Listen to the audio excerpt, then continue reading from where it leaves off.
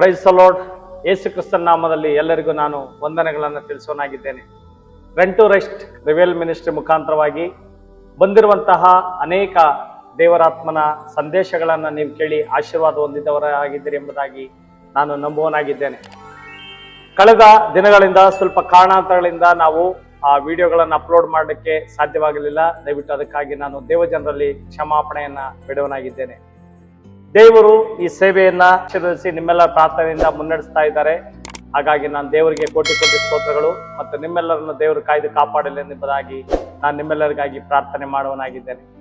ಈ ದಿನದ ದೇವರ ವಾಕ್ಯದ ಸಂದೇಶದ ಭಾಗ ಪ್ರಕಟಣೆ 3ನೇ ಅಧ್ಯಾಯ 7ರಿಂದ 1 ವಚನ ನಾವು ನೋಡುವಾಗ ಆ ವಾಕ್ಯದಲ್ಲಿದೆ, ಪರಿಶುದ್ಧನು ಸತ್ಯವಂತನು ದಾವೀದನ ಬೀಗದ ಕೈಯುಳ್ಳವನು, ಯಾರು ಮುಚ್ಚಕೂಡದಂತೆ ತೆರೆಯುವವನು, ಯಾರು ತೆರೆಯದಂತೆ ಮುಚ್ಚಿರುವಾತನು ಆಗಿರುವಾತನು ಹೇಳುವುದೇನೆಂದರೆ, ಈ ವಾಕ್ಯದಲ್ಲಿ ನಾವು ನೋಡ್ತಾ ಇದ್ರಿ, ನಾವು ಆರಾಧಿಸುವಂತಹ ದೇವರು ಎಂತವನಾಗಿದ್ದಾನೆ ಎಂಬುದಾಗಿ.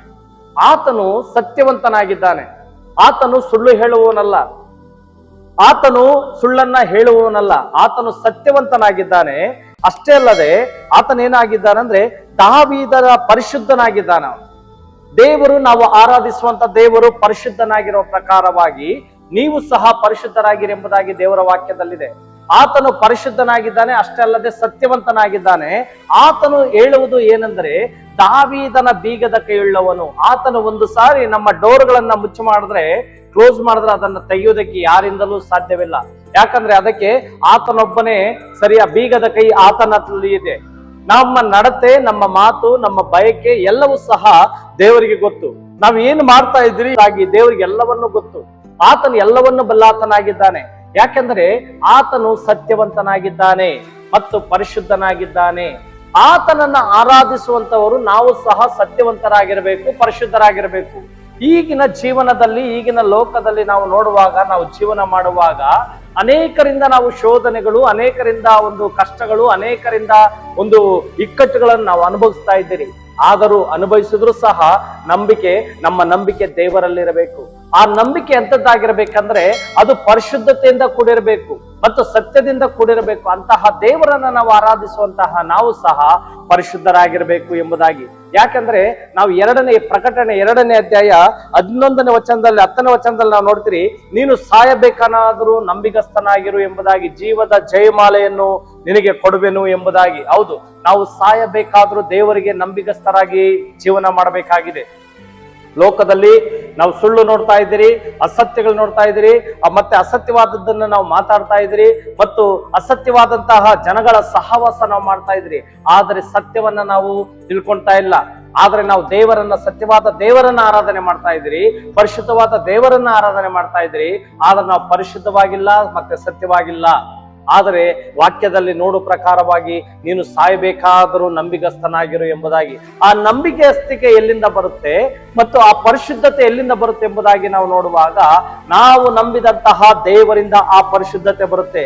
ಯಾವಾಗ ನಮ್ಮ ಹೃದಯ ಮಾರ್ಪಡುವಿಕೆ ಉಂಟಾಗುತ್ತೋ, ನಮ್ಮ ಮನಸ್ಸಿನಲ್ಲಿ ಬದಲಾವಣೆ ಆಗುತ್ತೋ, ದೇವರ ವಾಕ್ಯ ನಮ್ಮಲ್ಲಿ ಇದ್ದಾಗ ಮಾತ್ರ ಆ ಒಂದು ಬದಲಾವಣೆ ನೋಡಲು ಸಾಧ್ಯವಾಗುತ್ತದೆ. ಇಲ್ಲಂದ್ರೆ ಸಾಧ್ಯವಾಗೋದಿಲ್ಲ ಪ್ರಿಯ ದೇವ ಜನರೇ. ಹಾಗಾಗಿ ನಾವೇನ್ ಮಾಡ್ಬೇಕಂದ್ರೆ ನಂಬಿಗಸ್ತರಾಗಿರಬೇಕು, ದೇವರಿಗೆ ನಂಬಿಗಸ್ತರಾಗಿ ಜೀವನ ಮಾಡಬೇಕು.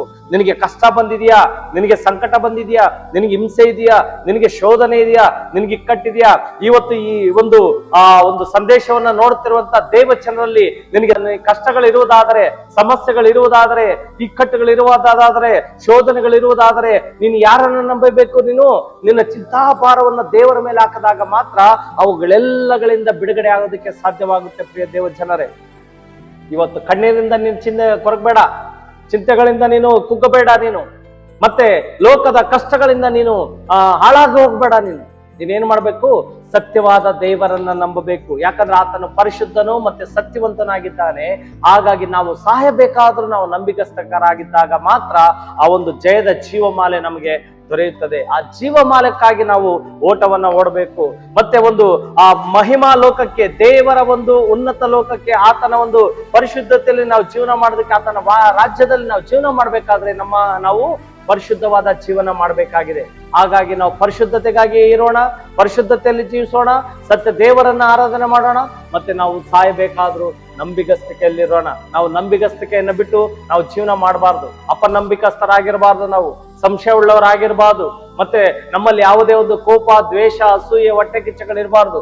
ಇರುವುದಾದರೆ ದೇವರು ಇದರಿಂದ ಎಲ್ಲವನ್ನ ಸರಿಪಡಿಸಿ ನಮ್ಮನ್ನ ಸತ್ಯದಾರಿಯಲ್ಲಿ ನಡೆಸಲಿ ಎಂಬುದಾಗಿ ನಾನು ಈ ವಾಕ್ಯದ ಮುಖಾಂತರವಾಗಿ ನಾನು ಪ್ರಾರ್ಥಿಸೋನಾಗಿದ್ದೇನೆ. ಪ್ರಾರ್ಥನೆ ಮಾಡೋಣ. ಪರಿಶುದ್ಧನಾದ ದೇವರೇ, ನಿನ್ನ ಘನವುಳ್ಳ ನಾಮಕ್ಕೆ ಸ್ತೋತ್ರ ಕರ್ತನೆ. ಕೊಟ್ಟಂತ ವಾಕ್ಯಕ್ಕಾಗಿ ಸ್ತೋತ್ರ. ಹೌದು ಕರ್ತನೆ, ನೀನು ಸತ್ಯವಂತನು, ನೀತಿವಂತನು, ಪರಿಶುದ್ಧನಾಗಿದ್ದ ಪ್ರಕಾರವಾಗಿ ಕರ್ತನ ದೇಶವೇ ನೀನು ಸಾಯಬೇಕಾದರೂ ನಂಬಿಗಸ್ತನಾಗಿರು ಎಂಬುದಾಗಿ ವಾಕ್ಯದಲ್ಲಿ ನೋಡುವ ಪ್ರಕಾರವಾಗಿದ್ದೇವಾ. ಈ ವಾಕ್ಯಗಳನ್ನು ನೋಡುತ್ತಿರುವಂತ ಪ್ರಿಯ ಎಲ್ಲ ಜನರು ಕರ್ತನ ದೇಶವೇ ಸತ್ಯದ ದಾರಿಯಲ್ಲಿ ನಡೆಯುವ ಹಾಗೆ ಮತ್ತು ನಂಬಿಗಸ್ತರಾಗಿ ಜೀವನ ಮಾಡುವ ಹಾಗೆ ದೇವರನ್ನು ಬಲಪಡಿಸಿ ನಡೆಸಿರಿ. ಇವರಿಗಿರುವಂತೆಲ್ಲ ಶೋಧನೆಗಳು, ಇಕ್ಕಟ್ಟುಗಳು, ಸಮಸ್ಯೆಗಳು, ಬಾಧೆಗಳು, ಕಣ್ಣೀರುಗಳಿಂದ ತೆಗೆದು ಹಾಕಿ ಕರ್ತನ ದೇಶವೇ ಅವರಿಗೆ ಬೇಕಾದಂತ ಶಾಂತಿ, ಸಮಾಧಾನ, ಧೈರ್ಯಗಳನ್ನು, ಆರೋಗ್ಯವನ್ನು ಒದಗಿಸಿಕೊಟ್ಟಿದ್ದೇವಾ. ಅವರನ್ನು ಕಾಯ್ದು ಕಾಪಾಡಬೇಕಾಗಿ ಯೇಸು ಕ್ರಿಸ್ತನ ನಾಮದಲ್ಲಿ ಬೇಡಿ ಬಂದಿದ್ದೇನೆ ತಂದೆಯೇ, ಆಮೇನ್. ಕರ್ತನ ನಿಮ್ಮೆಲ್ಲರನ್ನ ಆಶೀರ್ವಾದ ಮಾಡ್ಲಿ. ಆಮೇನ್.